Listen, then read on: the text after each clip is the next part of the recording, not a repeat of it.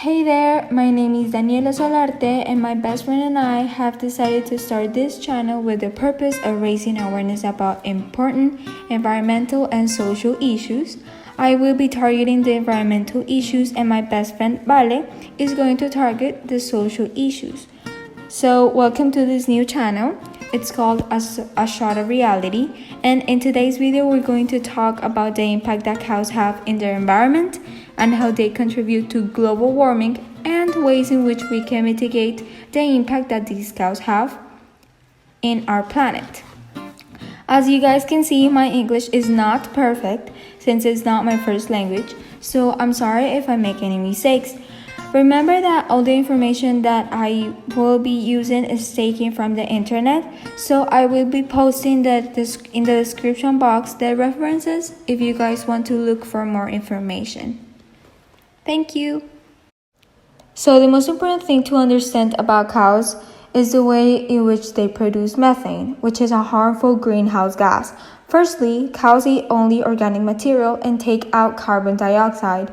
But when these cows live in oxygen-deprived places like in wetland soils, they produce methane instead of carbon dioxide. That, as I said before, is one of the most influential compounds when we talk about the greenhouse effect, which contributes to the climate change.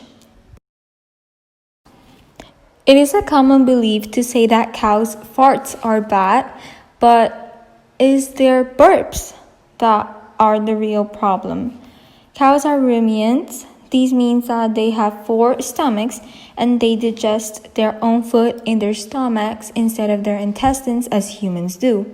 The powerful bacteria and the microbes in their stomachs digest the food by fermenting their food, so when they burp, methane gets released to the atmosphere.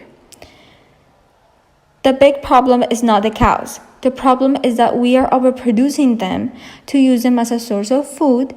So when we have a lot of cows, we have a large amount of methane going to the atmosphere, creating a huge impact in global warming.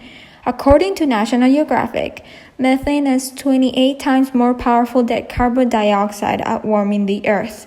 And it has been proven that it is 80 times more powerful over the last 20 years. Another crucial thing about cows is the number of resources that they need. But there is another problem, and it is that they need a lot of resources in order for them to be healthy and big for us to eat them. They need a large amount of food.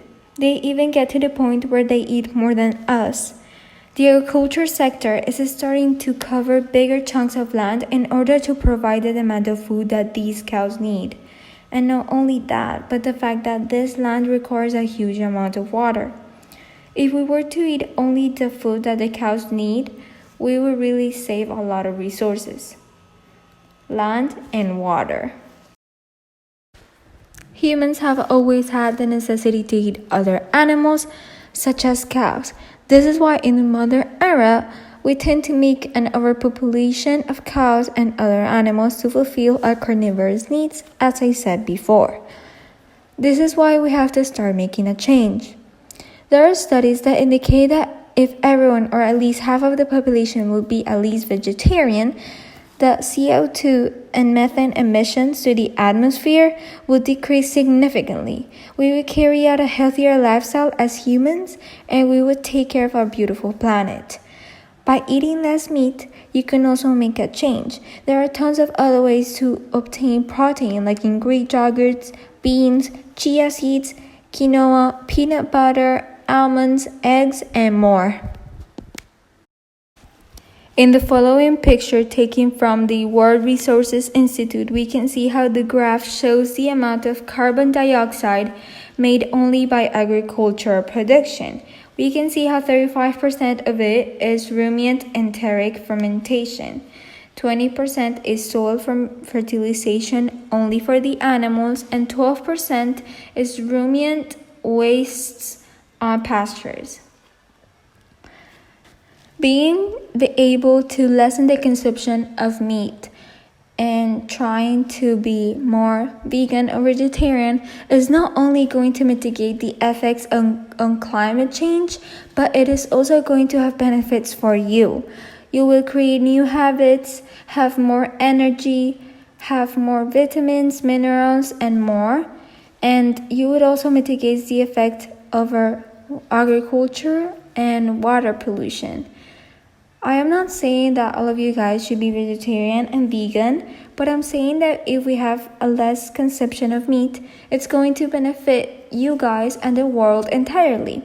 But this is not only your job as individuals, it is also the government that should be persevering with finding new and better policies when it comes to farming, agriculture, the industry of meat, greenhouse effect, and food. So this is it for today's video. I hope you guys enjoyed it and found the information useful. Remember that references are in the description box. I hope you guys can think more about this issue and address it.